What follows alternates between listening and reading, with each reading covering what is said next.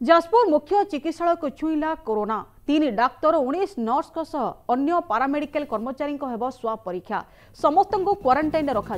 गतकाली जिले में 5 जन पॉजिटिव चिन्हट होता बेले पणसा पंचायत बेहरापाटणा गांव में आक्रांत को चिकित्सा कारण प्रशासन पक्षर निष्पत्ति नि स्वास्थ्य सेवार अनुध्यान और सहयोग लगी Cuttack SCB medical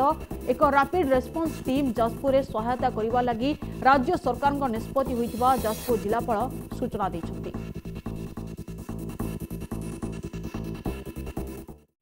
containment area declare करागला से विलेज गुड़ी को आज एक्टिव सर्वेलेंस आरंभ हो होम टू डोर सर्वे करेंगे सब सैंपल कलेक्शन करेंगे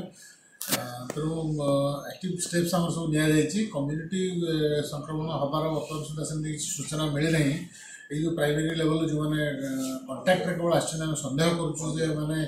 संक्रमित होते पारती जदि से नेगेटिव बाहर तेल कम्युनिटी स्प्रेडिंग हबार चान्सेस कमिज तथापि आम सतर्कता अवलम्बन कर